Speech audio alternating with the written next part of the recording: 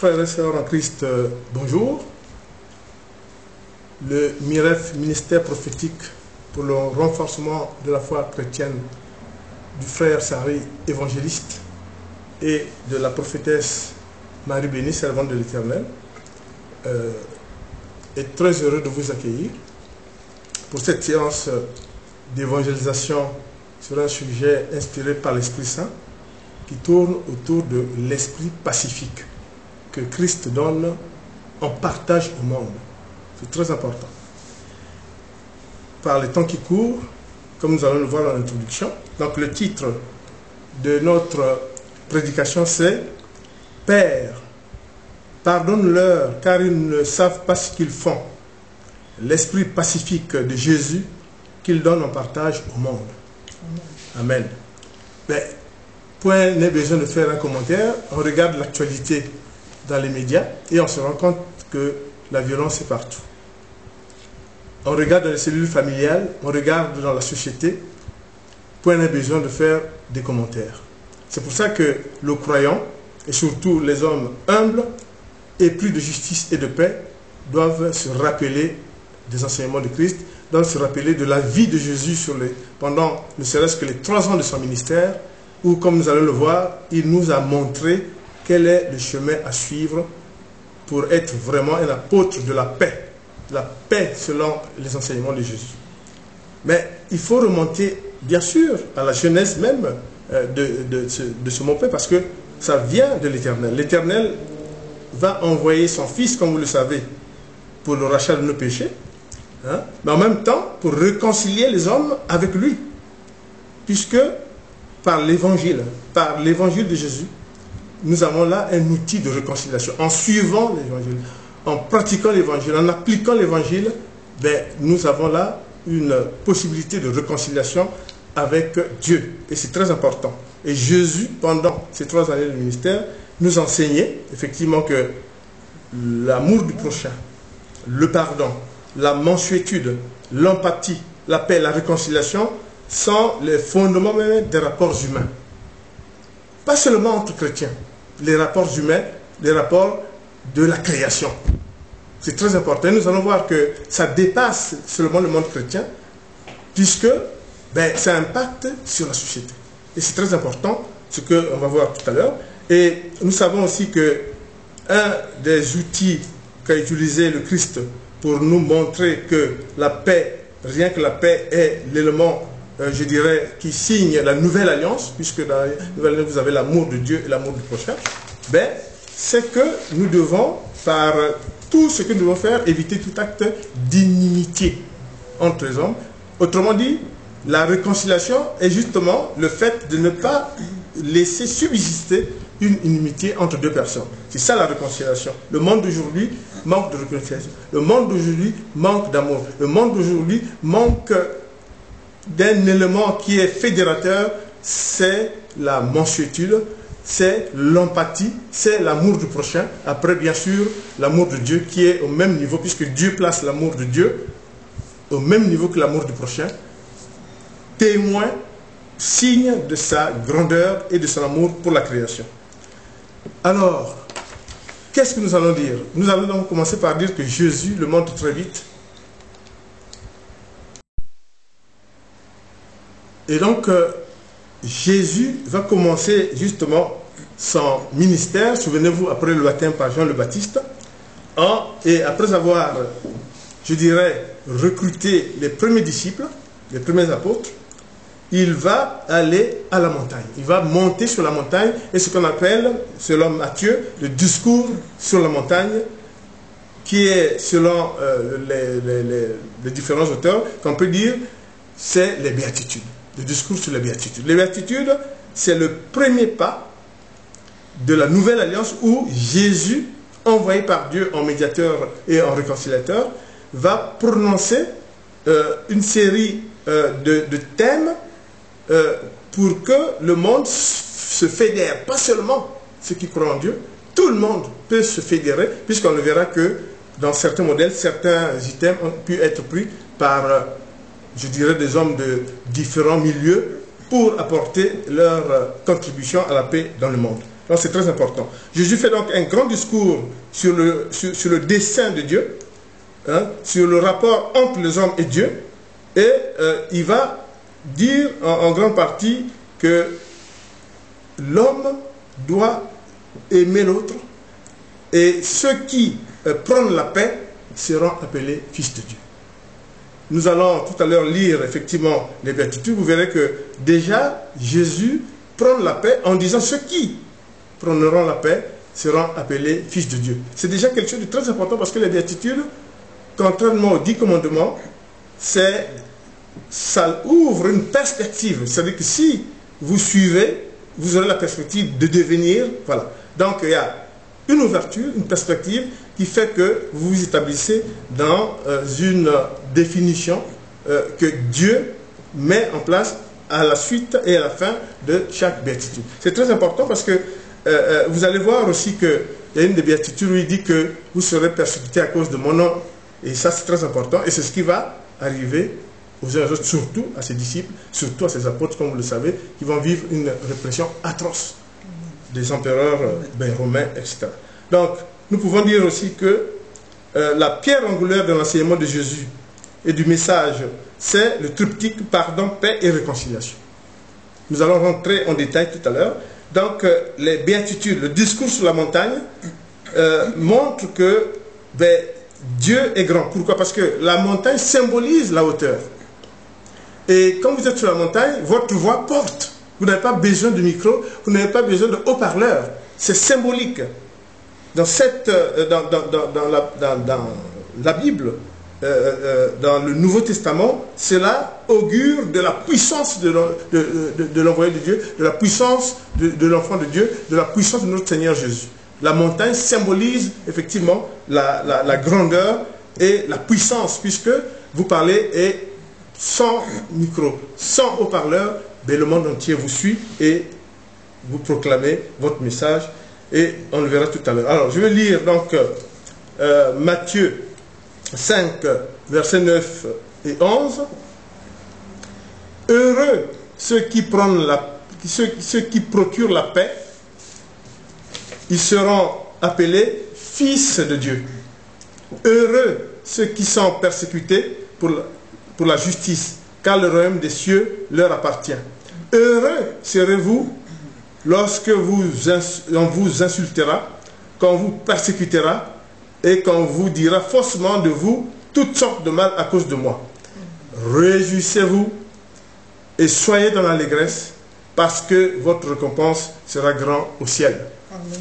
Donc voilà, Jésus inaugure son ministère par ce discours sur la montagne qui augure de la force de la paix, la force de l'esprit pacifique, comme nous allons le voir. Alors, le pardon et la paix de l'Éternel, au commencement, c'est dès lors que Dieu a envoyé son Fils pour le rachat de nos péchés, il a fait preuve effectivement d'amour, il a fait preuve de mansuétude, il a fait preuve, je dirais, d'un amour inconsidérable.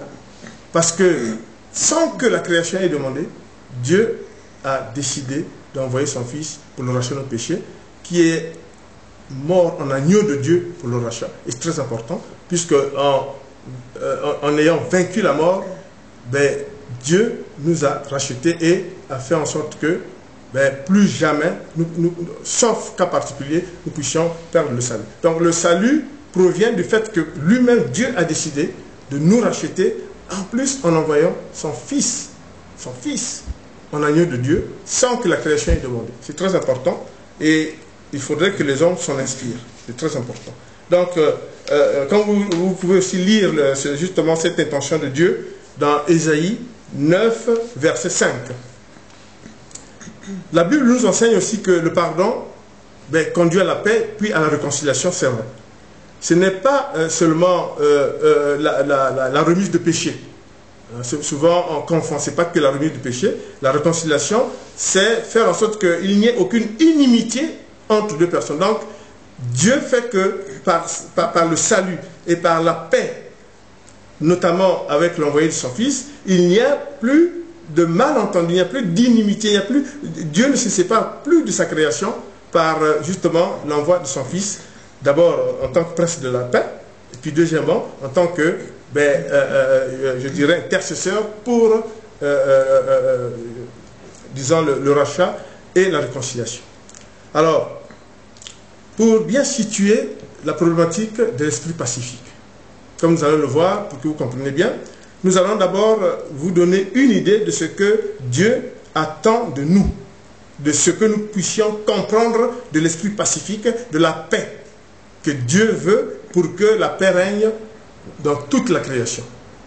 Parce que ce que nous vivons là, il est évident que Dieu suit tout, mais c'est attristant. Le constat est triste, mais c'est à l'homme de façonner justement son milieu, de façonner sa société, de façonner les nations. Et la parole de Dieu est une aide absolument fondamentale, et les Écritures sont une aide absolument sur laquelle nous devons nous baser. Et c'est pour ça que nous allons vous présenter, selon Dieu, ce qu'on peut entendre par le pacifisme de l'Éternel. Donc le psaume 133 à 4, qui est le psaume justement sur la paix. Vous avez Néhémie 9, 16 et 17, et puis 2 Corinthiens 5, 17, 18, et donc la servante de l'Éternel va faire sa première lecture. Voilà, je lis psaume 130, versets 3 et 4. Verset 3.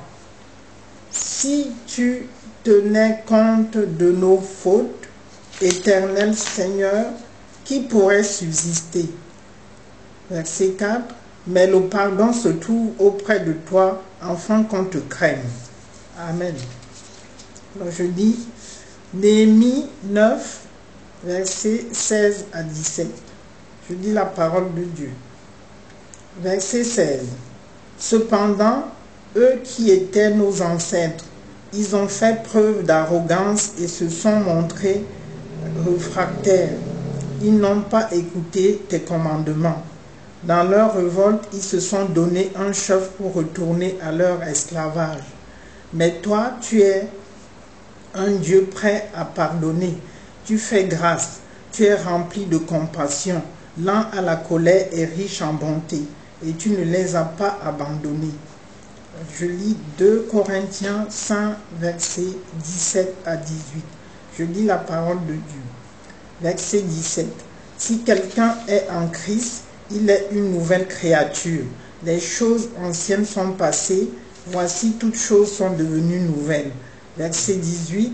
Et tout cela vient de Dieu qui nous a réconciliés avec lui par Jésus-Christ et qui nous a donné le ministère de la réconciliation. Amen. Amen. Voilà. L'Éternel sonne le glas de la paix. Voilà. Et du pacifisme. Et justement, Dieu qui est vraiment aimant, envoie son Fils. Et nous allons le voir, comment est-ce que Jésus nous amène sur le chemin de l'apprentissage de la paix, mais en rendant la paix effective par des exemples concrets que lui-même a pratiqués et que nous devons continuer pour que le monde soit meilleur. Le monde doit aspirer à la paix, parce que la paix est la condition que l'homme sur terre puisse bien vivre en toute quiétude et selon le dessein de Dieu, et c'est très important. Alors, nous allons donc voir que d'abord, Jésus est un grand pacifiste, en acte, en parole et bien sûr en enseignement, et ce qu'il nous lègue aussi. Donc, comme je disais, en revenant sur les béatitudes, nous allons voir qu'il y a la béatitude 7 et la béatitude 9 qui sont des béatitudes en rapport avec la paix. Heureux, dit la béatitude 7, heureux ceux qui procurent la paix, car ils seront appelés fils de Dieu. Donc, Jésus annonce le couleur. Et nous pouvons dire que cette parole-là, même des non-chrétiens qui ont pu suivre cette parole, l'ont pratiquée, sont devenus des éminents hommes politiques. Bien sûr, l'évangile n'est pas politique, mais l'évangile, c'est toute la création qui devrait l'écouter, toute la création qui doit être amenée à la pratiquer. Et là, nous connaissons des cas où sont cités les noms d'hommes de telle société, de telle nation, qui ont pu être de grands acteurs de la paix, et vous en connaissez, mais ils se sont inspirés de la béatitude 7. Heureux ceux qui procurent la paix, ils seront appelés fils de Dieu. Et ils l'ont montré, ils ont suivi cet exemple de Jésus, cet enseignement de Jésus, et la paix a régné selon le modèle de Jésus.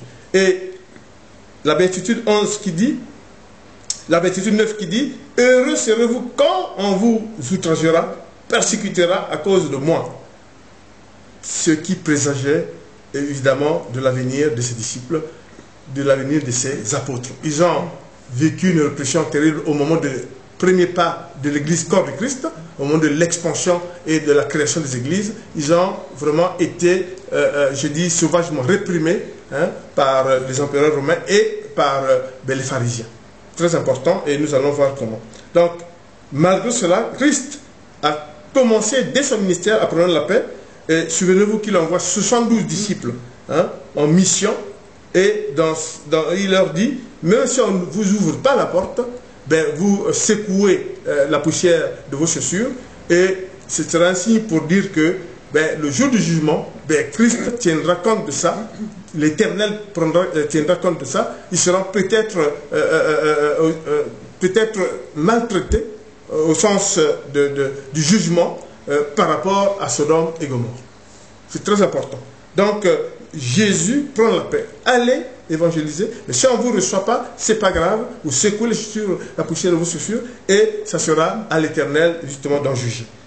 Puis, vous savez aussi que ben, Christ va nous réconcilier, ben, par la mort sur la croix, il va en quelque sorte racheter nos péchés, faire en sorte que devant Dieu, ben, nous avons le salut, et nous recommençons en fait à zéro, sans avoir à hériter des péchés avant, etc. Donc c'est très important, et c'est pour ça que vous le lisez dans Colossiens 1, versets 20 à 22. Alors, quels sont les enseignements de Christ en actes concrets? Ben, dans le Nouveau Testament, Jésus va s'attaquer à ce qu'on appelle les relations fraternelles dans une famille. Souvenez-vous de ce qu'il dit, par exemple, que si au sein d'une famille vous avez quelqu'un de récalcitrant, il ne faut pas aller à la brutalité. C'est très important. Il faut au contraire ben, l'écouter, discuter avec lui, quelquefois faire une réunion de famille, quand cela ne permet pas de le raisonner, associer d'autres personnes, et jusqu'à ce que, si malgré tout ce que vous avez mis en place, pour une entente fraternelle, ça ne marche pas, vous pouvez dire que c'est un païen, c'est-à-dire c'est quelqu'un qui n'est pas réceptif à la parole de Dieu, qui n'est pas réceptif à l'enseignement de Christ. Sans violence. Et souvenez-vous aussi de ce qu'il dit, puisqu'il dit qu'on ne répond pas à la violence par la violence. Comment? Mais c'est quand il dit, si on te frappe sur la joue droite, tu donnes la joue gauche. Symboliquement, cet enseignement de Christ veut dire, on ne répond pas à la violence par la violence. C'est très important, nous allons le lire, et vous allez voir que il n'y a que Christ pour dire ça. Vous n'avez pas vu d'exemple pareil, mais je pense que les chrétiens, les croyants, et bien sûr ceux qui nous suivent, ben, je pense qu'ils vont intérioriser cet aspect pacifique de Christ, qui dit on ne répond pas à la violence par la violence. Et d'autre part, c'est ceux qui se la jouent, c'est-à-dire qu'ils se présentent toujours que oui, ils sont corrects, ils sont pacifiques. Dieu dit oui. Quand tu vas donner ton offrande en disant que oui, je donne mon offrande, c'est la paix, je suis bien, et Jésus dit non, non, non, non, non. Faut d'abord va d'abord te faire pardonner à qui tu vas, à une personne que tu as offensée, une personne à qui tu as fait du mal, etc. Et ensuite seulement, ton offrande, l'Éternel considérera ton offrande. C'est un enseignement de haut niveau. Il dit très bien, quand tu donnes ton offrande, va d'abord te faire pardonner par ton frère ou ami à qui tu as fait du mal. C'est très important, parce que c'est bien beau que ben, tu puisses glaner, tu puisses te la jouer, faire le don rond, alors que tu es mauvais. C'est bien beau de venir devant Dieu, dire voilà, moi je suis bien, etc. Non, l'offrande, oui, mais va d'abord te faire pardonner. C'est très important. Donc, un autre enseignement aussi qui est aussi très important, nous le verrons tout à l'heure. Je vais d'abord lire en deuxième lecture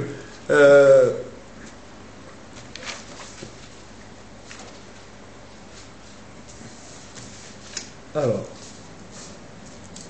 Matthieu 18, versets 15 à 16. Si ton frère a péché contre toi, va et reprends-le seul à seul. S'il t'écoute, tu as gagné ton frère. Mais s'il ne t'écoute pas, prends avec toi une ou deux personnes, afin que toute l'affaire se règle sur la déclaration de 2 ou 3 témoins. Voilà, l'enseignement de Christ. Matthieu 5, versets 23 à 24.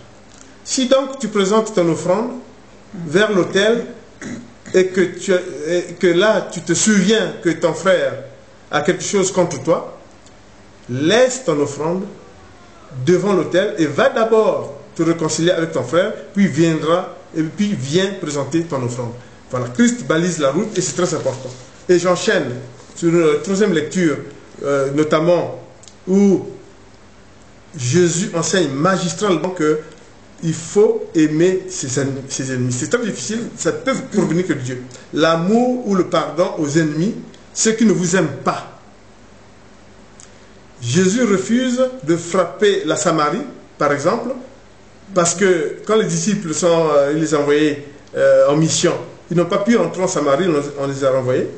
Et ils ont demandé à ce que Jésus envoie le feu pour dévorer effectivement tous ceux qui avaient refusé l'entrée de ceux qui étaient envoyés en mission par Jésus. Jésus a dit non. Hein? Donc c'est pour ça qu'on dit que Jésus refuse de frapper la Samarie qui n'a pas reçu les disciples, refusant l'envoi du feu. C'est le reflet de la puissance de l'Éternel. Et nous allons lire en troisième lecture, Luc 6, versets 27 à 28.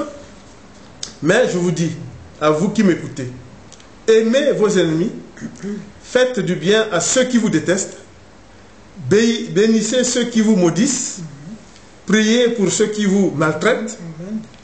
Quelqu'un te frappe sur une joue, présente-lui l'autre joue. C'est ce que je vous ai dit tout à l'heure. Si quelqu'un prend ton manteau, ne l'empêche pas de prendre ta chemise. Autrement dit, Jésus montre vraiment ce que c'est que le pacifisme.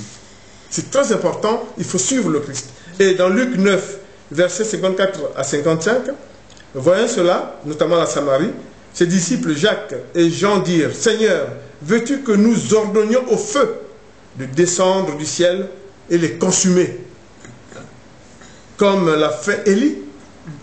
Jésus se tourne vers eux et leur adressa des reproches, en disant, « Vous ne savez pas de quel esprit vous êtes animés. » Donc, c'est pas ça. On ne répond pas à la violence par la violence. Et là, j'ajoute comme enseignement, et que vous devez retenir, c'est que ce n'est pas parce que quelqu'un vous a fait du mal que vous devez répondre par le mal. Enseignement de Christ, que vous devez retenir aujourd'hui. C'est très important. Pour la paix, la paix, la paix. Très important. Alors, dans les actes concrets, et qui sont des actes pacifiques, que Jésus nous a envoyés, ce qu'il faut retenir, c'est que au cours de sa passion, Jésus va vivre ce que personne d'autre n'a vécu. Il va vivre des injures, il va vivre des outrages, il va vivre des sévices physiques, des blessures par la couronne d'épines et des fouettages. Personne n'a jamais vécu ça sur le chemin de croix, le chemin de Golgotha. Et qui plus est, il va subir 5 plaies. Plaies dans chaque extrémité et la lance, le coup de lance sur le côté. 5 plaies. Qui l'a déjà subi? Sauf le Fils de Dieu, qui a pardonné. Nous allons voir comment. C'est le chemin de croix de Christ, moment de haute spiritualité. C'est là que Christ garde et nous montre ce que veut dire l'esprit pacifique. Alors, je vous assure, quand je relis tout le chemin de croix de Christ, franchement, on doit se faire en toute humilité, franchement, de ce qu'a subi le Christ et de ce qu'il nous enseigne en tant qu'esprit pacifique. Franchement, c'est très important.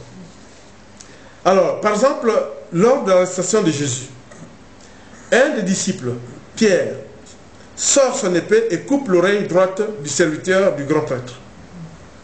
Jésus, non seulement répare l'oreille, mais dit à Pierre de rengainer son épée, cela ne sert à rien, il n'y a pas de œil pour œil, dent pour dent. C'est très important. En plus, Jésus qui est Dieu fait une révélation des plus importantes.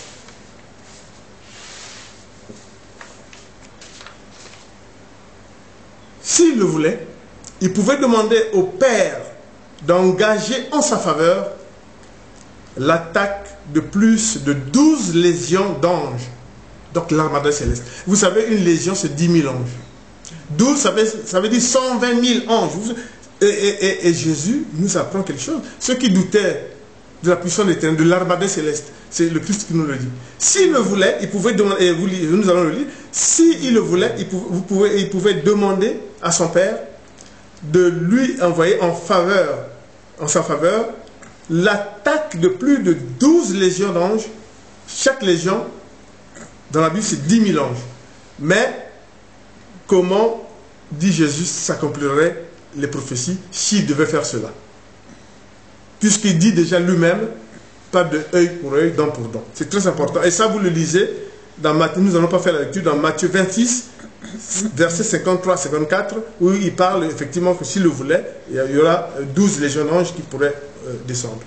Et puis, dans le chemin de croix de Jésus, comme on le disait tout à l'heure, il y a eu des railleries, il y a eu des insultes, il y a eu des outrages, il y a eu la couronne d'épines, il y a eu des fouettages, il y a eu le partage de ses biens, de ses habits, et puis la dureté de parcours, et la crucifixion, caractérisée et marquée par 5 plaies. Donc c'est très important.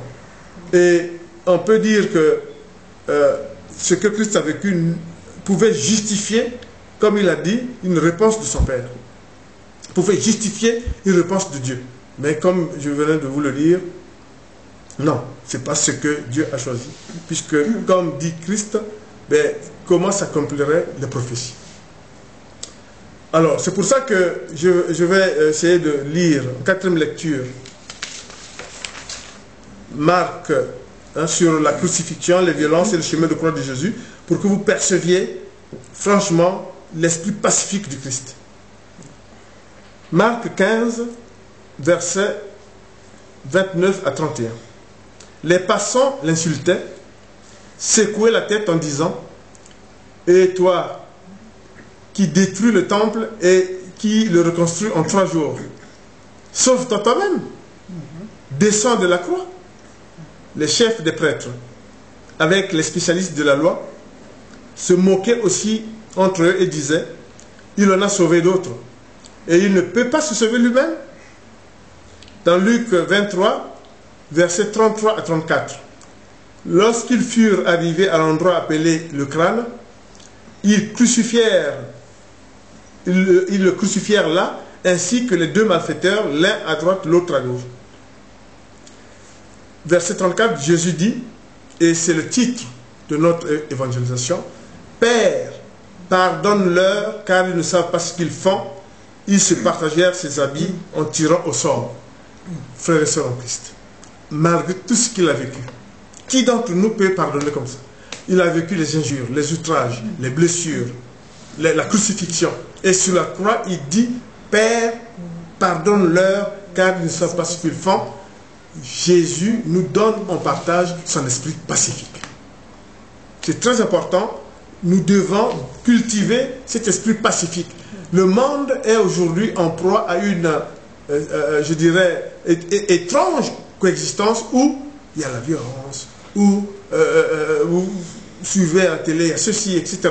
Bien sûr qu'il y a des hommes de paix, et les chrétiens doivent être en premier parmi les hommes de paix, pour qu'il y ait une pacification de la société, bien sûr avec les autorités qui peuvent aussi pacifier, avec les bonnes volontés, mais là nous sommes chrétiens, nous sommes dans une prédication chrétienne, et nous nous servons de l'héritage du Christ, des enseignements de Christ, qui ayant vécu son chemin de croix, ayant subi 5 plaies, il dit quand même, Père, pardonne-leur, car ils ne savent pas ce qu'ils font. Amen. Franchement, nous devons adopter l'esprit pacifique que Jésus nous donne en partage, Jésus Fils de Dieu nous donne en partage. C'est très important. Hein. C'est pour ça que je pense que nous devons toujours nous dire que, quelle que soit l'adversité, quels que soient les rapports qu'on peut avoir avec quelqu'un, ça ne sert à rien de répondre à la violence par la violence. Ça ne sert à rien parce que quelqu'un t'a fait du mal, que tu réponds aussi par le mal. Tel n'est pas ce que Christ nous a enseigné. C'est très important. Et c'est pour ça que je peux aussi dire que Jésus ne s'est pas arrêté, disons, l'enseignement de Christ ne s'est pas arrêté à ce que je viens de vous dire. Il y a aussi le fait que Jésus nous montre que même au dernier moment, vous pouvez toujours vous racheter. Dernier moment veut dire quoi? Ça peut être, ben, vous êtes en agonie, peut-être que vous allez mourir dans quelques instants. Vous pouvez toujours demander pardon à Dieu de tout ce que vous avez fait. C'est très important. C'est ça le jeu. Et l'exemple que les Écritures nous donnent, c'est l'exemple du deuxième larron. Au départ, les deux larrons disaient, ah ben bon, il est Dieu, mais il n'a qu'à se détacher de la croix, etc. Mais le deuxième larron va dire, ah non, il va dire à l'autre, mais attention, lui il n'a rien fait, mais qu'est-ce que tu dis là toi? Ah non, non, non. Il dit à Jésus, souviens-toi de moi quand tu seras dans ton royaume. Et Jésus prononce cette parole mythique, emblématique de l'esprit pacifique du Christ. Il dit que en vérité, tu seras aujourd'hui avec moi au paradis. Donc, voilà quelqu'un qui demande pardon au dernier moment, et c'est l'enseignement que vous devez retenir, toujours aller vers la pacification, même au dernier moment, demander pardon, et Jésus le certifie là, puisqu'il dit, tu seras aujourd'hui avec moi au paradis, il le pardonne. C'est très important, hein? Pardonner au deuxième larron, qui, bon, c'est quand même très important, malgré tout ce qu'il avait fait. Ça, vous le lisez dans Luc 23, versets 39 à 40, 42 à 43. Ça, c'est très important. Hein? Donc, même tardivement, vous pouvez vous faire pardonner, et c'est très important, il ne faut pas négliger ça. Alors, dans le pacifisme de Jésus, ce qu'il nous enseignait, il faut savoir aussi que Jésus nous met en alerte.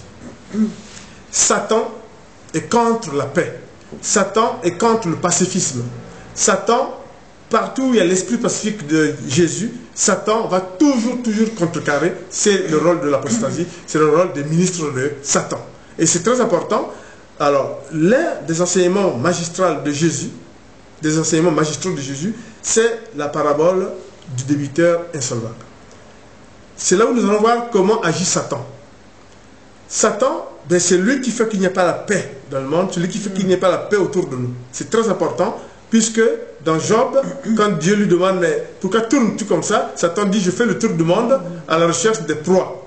C'est très important. Il fait le tour du monde à la recherche de proies, et il le dit dans Job 1, verset 7. Alors, dans la parabole de débiteur, vous savez que, en résumé, c'est un débiteur qui devait à son maître. Donc c'était un serviteur qui devait à son maître une certaine somme.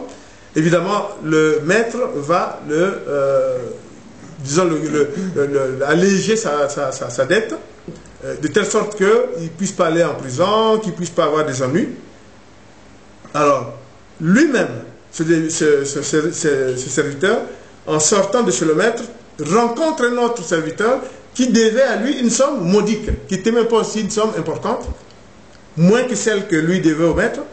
Il le prend à partie, il le saisit à la gorge, veut me le tuer, il dit il faut que mon argent sorte, il faut que... les autres disent mais comment ça se fait, mais il n'y a pas de pardon, non, il veut son argent tout de suite, il va, il le met en prison, etc. Et le maître ayant appris cela, le convoque, il dit mais comment cela se fait-il que moi, qui devais une somme plus importante, on t'a pardonné, et toi, tu n'arrives pas à pardonner ton collègue pour une somme modique. Et le maître va donc le réprimander, sévèrement. Et telle sera l'attitude de l'Éternel à des gens véreux, à des serviteurs véreux. C'est très important. La parabole du débiteur insolvable montre que Satan pénètre dans nos cœurs et fait que nous abandonnons le chemin de la paix.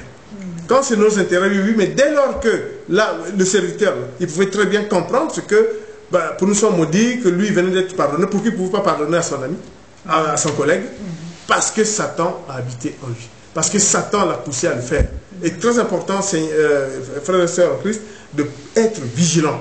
Satan tapis dans l'ombre, cherche de proie à croquer. Et Jésus nous l'a dit en faisant attention. C'est pour ça que la prophétesse va lire donc en deuxième lecture justement Matthieu 18.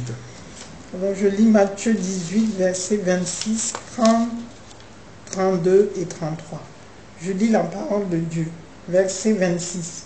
Le serviteur se jeta par terre et se prosterna devant lui en disant, Seigneur, prends patience envers moi, je te paierai tout. Verset 27. Rempli de compassion, le maître de ce serviteur le laissa partir et lui remit la dette. Verset 28. Une fois sorti, ce serviteur rencontra un des compagnons qui lui devait 100 pièces d'argent. Il attrapa la gorge et se mit à l'étrangler en disant « Paie ce que tu me dois. » Verset 32. Alors le maître fit appeler ce serviteur et lui dit « Méchant serviteur, je t'avais remis en entier la dette parce que tu m'en avais supplié. » Verset 33. Ne devais-tu pas toi aussi avoir pitié de ton compagnon comme j'ai eu pitié de toi? Amen. Voilà, non comment. C'est ce que je vous ai expliqué. Satan habite, dès lors qu'il peut habiter en vous, il rentre en vous et vous oubliez l'esprit pacifique. Donc c'est pour ça que vous devez être vigilants, frères et sœurs en Christ, pour que le monde soit meilleur. Chrétiens, ressaisissez-vous, soyez aux avant-postes, aux avant-gardes de la paix. C'est très important, en suivant l'enseignement de Christ, l'exemplarité, l'exemple d'esprit pacifique de Christ qui donne en partage au monde. Et nous allons voir encore des cas d'enseignement, alors je dirais enseignement magistral de Christ. C'est, avec la nouvelle alliance, vous savez que la différence entre l'ancienne et la nouvelle, le pardon, la paix est très important. Et c'est l'épisode de la femme adultère.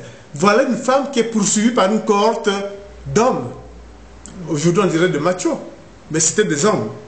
Ils le poursuivaient et ils disent à Jésus, ah oui, nous le poursuivons, voilà, on l'a pris en délit d'adultère, il faut le lapider, dit la loi. Christ écrit par terre. Il se regarde et dit, mais qu'est-ce que Jésus écrit par terre? C'est simple. Je dirais que ce que nous savons, dans une exégèse biblique, c'est que Christ écrit par terre pour dire, ah, vous vous référez à la loi de Moïse. Voilà, il est écrit par terre. Mais il dit, mais nous sommes dans la nouvelle alliance. La loi de Moïse disait d'ailleurs que on devait lapider les deux, l'homme et la femme. Mais où est l'homme qui était avec elle? Alors que, et le péché, il dit, mais il n'y a pas une hiérarchie de péché. Ça, c'est un péché, oui, mais que celui qui d'entre vous n'a jamais péché, jette la première pierre. Adultère ou pas, autre péché aussi compris, ils ont commencé, l'un après l'autre, à laisser tomber leurs pierres et ils ont disparu. Et Christ nous montre là une leçon du pardon, sans cautionner l'adultère. Mais c'est la nouvelle alliance, c'est l'alliance du pardon. Bien sûr, à vous qui avez fait la faute, de l'expier, de demander pardon à Dieu dans les formes qu'il faut. Et Jésus ne dit pas cette femme ne demande pas pardon. Il veut seulement montrer en écrivant par terre que la loi, la nouvelle loi dit que voilà, il n'y a pas de hiérarchie des péchés. Et deuxièmement, vous poursuivez cette femme et c'est les deux. Où est l'homme? Donc voilà, tout ça montre qu'il n'y a pas d'injustice. Et c'est le pardon et la pacification, l'esprit pacifique de Jésus. Ça c'est très important. Un deuxième enseignement, donc vous trouvez la femme adultère dans Jean 8, verset 5, 7 à 8, 10 à 11. Et nous allons maintenant voir, alors, un autre enseignement d'un grand niveau, c'est la femme cananéenne. Dans d'autres Bibles, on appelle ça la femme non juive. Pourquoi? Vous allez comprendre. Donc,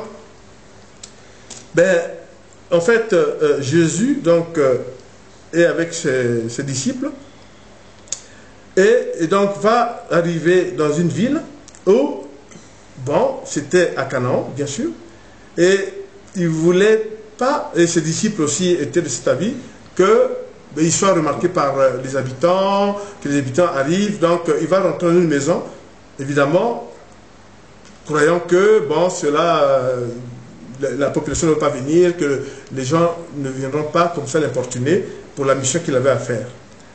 Mais, et là aussi c'est un premier enseignement, arrive une femme dont la fille est possédée, et qui s'humilie devant le Christ, c'est-à-dire qui se jette devant le Christ, à telle sorte que Jésus va être obligé d'enjamber. Donc c'est ce qu'on dit, il s'est humilié. C'est un peu comme quand on fait les psaumes d'adoration. Donc il dit, ma fille est possédée, il n'y a que toi Seigneur qui peux la délivrer. Jésus était venu pour en toute... voilà, pour que personne ne sache qu'est-ce qu'il est venu faire là. Mais en fait, Jésus va faire un double enseignement, frères et sœurs en Christ, suivez bien. D'abord, il est entouré de juifs, c'est-à-dire ses disciples, c'est des juifs. tout ce qui l'entoure, les 12 apôtres, etc. Et ensuite, il est à Canaan, là où les Hébreux, la terre promise, vivent et où il y avait bien sûr les Cananéens et tout ce qui se termine en néen, qui habitent là. Et parmi ceux qui habitent là, il y avait cette femme dont la fille est possédée, qui était une grecque, mais en fait, qui habite à Canaan, mais qui est une syro, je dirais, une syro phénicienne. Alors, non juive. Et alors, comme on a Canaan, et pour former aussi ceux qui l'entourent, Jésus va dire, ah non, j'ai été envoyé pour les brebis perdues de la maison de David. C'est violent devant la femme. J'ai été envoyé pas pour autre chose que pour les brebis perdues.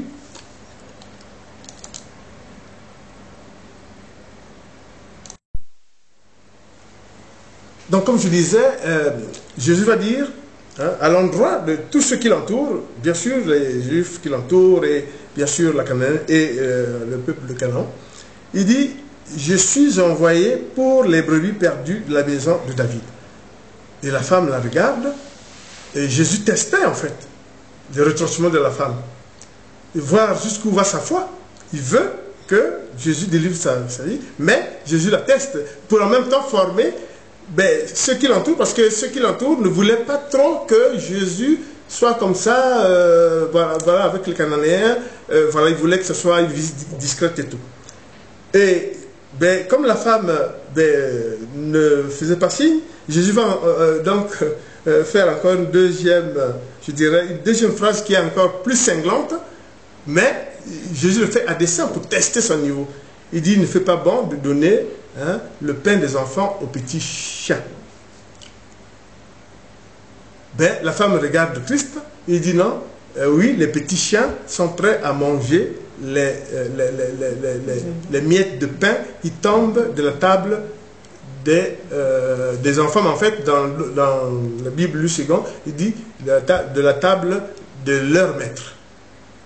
De qui? Les Juifs. Leur maître, c'est qui à Canaan? C'est les Juifs. Donc, les petits chiens peuvent bien sûr manger les miettes qui tombent de la table de leur maître. Alors, Jésus dit, quelle foi! C'est-à-dire que malgré ce que la dureté de la parole où Jésus la teste, elle reste prosternée, elle fait preuve de foi, répond à Jésus que non, non, non, ça ne me gêne pas. Nous, voilà, les petits chiens, nous allons manger les miettes de pain qui tombent de la table des maîtres. Jésus dit, quelle foi, à l'instant même, sa fille fut délivrée. Amen. Amen. C'est ça l'histoire de la femme cananéenne. Et Jésus dira que cela restera dans les Écritures. Ça a formé. Parce que quand on lit l'histoire de la femme cananéenne, souvent on oublie que Jésus fait exprès parce qu'il pousse la femme au retranchement. Parce que les Cananéens, on peut supposer qu'ils n'étaient pas de bon cœur de voir les Hébreux arriver à Canaan. Bien sûr, c'était la terre promise. Mais on sait qu'ils étaient un peu... Donc, en plus, elle n'est pas juive. Dans d'autres Bibles, c'est écrit la femme non juive. Dans d'autres, c'est la femme cananéenne. La Bible précise quand même que c'est une syrophénicienne. Donc, tout pour montrer que Jésus l'a fait vraiment un cours aux disciples qui l'entourent, parce qu'il faut aller là-bas, mais en même temps, discrètement, tout et tout. Il dit non, non, non, discrètement, non. Il dit, j'ai été envoyé pour les brebis perdues de la maison de David, donc les Juifs. Donc, c'est pour vous dire que c'est très important. Et je vais donc lire en 5e lecture cet épisode, Marc 7, versets 25 à 29. La femme non juive. Car une femme dont la fillette avait un esprit impur entendit parler de lui et vint se jeter à ses pieds. Cette femme était non-juive, elle était une non-juive d'origine syro-phénicienne, comme je disais. Elle le pria de chasser le démon hors de sa fille. Jésus lui dit, laisse d'abord les enfants se rassasier, car il n'est pas bon de prendre le pain des enfants et de le jeter aux petits chiens. 8, verset 28, oui Seigneur, répondit-elle. Mais les petits chiens, sous la table, mangent les miettes des enfants. Dans l'autre truc, c'est mangent les miettes qui tombent de la table de leur maître. Alors, Jésus lui dit, à cause de cette parole, tu peux t'en aller, le démon est sorti de ta fille. Amen. Amen. Voilà une double enseignement, un double enseignement sur l'esprit pacifique. Aussi bien de cette femme, mais aussi à ceux qui l'entouraient, parce que ceux qui l'entouraient, évidemment, ils disaient non, il ne faut pas trop être vraiment dans ce milieu, on ne sait pas, les Cananéens, peut-être nous en veulent. Non, Jésus leur montre là, c'est pas ça. Il faut avoir l'esprit ouvert, ne pas avoir l'inimitié. Et cette femme-là, ben, ça a servi à Jésus de former tout le monde. Et c'est très important. Donc, c'est pour vous dire que ça, c'était très, très, très important comme enseignement. Hein? Alors, ce que nous pouvons dire, c'est que Jésus, donc, va nous enseigner, comme on vient de dire, que l'esprit pacifique doit prévaloir en toutes circonstances, surtout pour ce qui concerne effectivement les chrétiens et tous ceux qui suivent effectivement je dirais, les enseignements de Christ. Vous savez que Christ est le prince de la paix, hein, c'est très important, et que Dieu l'a envoyé pour se réconcilier aux hommes, et avec l'évangile de Jésus, nous avons là un outil de réconciliation dans lequel nous apprenons le principe de la paix de Christ. Ça, c'est très important. Hein. Et on sait bien que dans la vie, le manque de réconciliation est ce qui continue à faire en sorte qu'il n'y ait pas la paix. Parce que c'est bien quand tu as pardonné, tu dis que tu as fait la paix, mais il faut se réconcilier, c'est-à-dire qu'il faut abolir l'inimitié entre vous et la personne. L'inimitié doit disparaître. Mais c'est ce que veut dire justement Dieu en instaurant la réconciliation. Pas d'inimitié. Et vous devez faire pareil. Vous ne devez pas avoir d'inimitié parce que sinon, c'est bon de proclamer le pardon, c'est bon de proclamer la paix, mais s'il y a l'inimitié, ça ne sert à rien. Et Christ nous l'a enseigné. Lui-même qui a été donné en agneau de Dieu, mort sur la croix, vaincu la mort pour le rachat de nos péchés. Et donc il nous dit vraiment de faire attention. Et c'est pour ça que Jésus a instauré le temps de la grâce. C'est très important. Qu'est-ce que c'est que la grâce? C'est aussi une forme d'esprit pacifique. On parle, oui, nous sommes dans le temps de la grâce, les gens parlent du temps de la grâce. C'est l'instauration de l'esprit pacifique, puisque par le temps de la grâce, Dieu réintroduit le pécheur qui se répand dans sa grâce en vertu du sang du Christ qu'il a expédié pour nous. C'est très important. Dieu réintroduit le pécheur. C'est très important. C'est ça le temps de la grâce. Donc, nous devons, partout où nous sommes chrétiens, nous devons développer la paix en suivant les impôts de Dieu. On ne répond pas à la violence par la violence. Ce n'est pas parce que quelqu'un t'a fait du mal que tu réponds par le mal. Ensuite, il faut développer la réconciliation, c'est-à-dire détruire tout ce qui est inimitié entre vous et la personne. C'est très important. Et quand vous aurez appris ça, nous pouvons dire, Jésus lui-même nous dira, oui, vous êtes mes serviteurs, vous êtes des chrétiens, vous appartenez au peuple de Dieu. C'est très important ce qu'on dit. Et la paix dans le monde, les chrétiens doivent être des acteurs prééminents dans cette paix, partout où ils sont. C'est très important. Il ne suffit pas seulement de chanter, tout ça, c'est bien sûr, mais Jésus veut du concret. Le temps de la grâce, c'est ça. Il veut nous réintroduire le pécheur dans la grâce, hein, en vertu de ce sang de Christ qui a coulé vraiment pour nous, pour notre rachat. Et c'est très important. C'est pour ça que je vais terminer en lisant justement dans cet esprit de réconciliation, hein, donc, où les juifs et les non-juifs ont été réconciliés, où le monde a été réconcilié, bien sûr, puisqu'on le voit avec, notamment avec le prédicateur Paul, quand il va faire la prédication en évangélisant les nations païennes. Donc, Éphésiens 2, versets 13, 14 et 16. Mais maintenant, en Jésus-Christ, vous qui autrefois étiez loin, vous êtes devenus proches par le sang de Christ. En effet, il est notre paix. Lui qui, des deux groupes, n'en a fait qu'un, et qui a renversé le mur qui les séparait, la haine. Il a voulu les réconcilier l'un et l'autre avec Dieu, en les réunissant dans un seul corps au moyen de la croix, en détruisant par elle-même la haine. Amen. Il ne faut pas être haineux. C'est fini ça. Christ nous enseigne à ne pas être haineux. Et le symbolisme qui caractérise le Christ, c'est les actes que je venais de vous énumérer, qu'on a sélectionnés. Hein, la prophétesse et moi avons sélectionné pour vous, hein, la femme cananéenne, un moment pathétique de paix, de pacifisme de Christ. Franchement, quand on relit ça, relisez, vous allez... Au début, on ne comprend pas. Il est violent, Jésus. Hein. Il dit non, non, je suis venu là pour les enfants, les brebis perdus de la maison de David, pas pour les Juifs. La femme dit, ah, mais non, moi, je me prosterne, je vois que... Jésus dit, bon, mais écoutez, laissez d'abord que les enfants mangent. Et non, il dit, non, même les miettes qui tombent de la table, les petits chiens vont le manger. Non. Ça veut dire quoi? Il n'a pas de rancœur. Elle n'avait pas de rancœur. C'est ça, l'esprit pacifique, que veut nous dire le Christ. C'est ça, l'esprit pacifique. Le monde se portera mieux si vraiment nous développons l'esprit pacifique partout où nous sommes, en suivant les enseignements du Christ. Ça, c'est très important.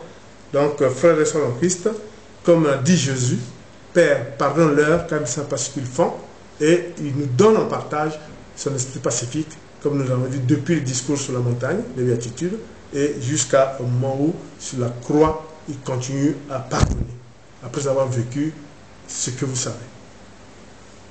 Béni soit l'Éternel qui nous permet de terminer en priant. Seigneur, merci de nous avoir permis de tenir cette prédication sur l'esprit pacifique qui doit animer la création. Oui, le serviteur de Dieu et les chrétiens doivent être en premier, suivant les enseignements de Christ, à aimer le prochain, à créer un esprit de réconciliation, c'est-à-dire détruire l'inimitié entre les personnes, et à l'instar de tous les enseignements que nous avons vus, ne pas répondre à la violence par la violence, ne pas répondre à quelqu'un qui nous a fait le mal par le mal. Nous devons toujours savoir que le règne des cieux est notre destination. En suivant les enseignements de Christ, nous espérons que vous serez à même d'être les ambassadeurs de Christ dans le chemin de la paix. Béni soit l'Éternel. Amen. Amen.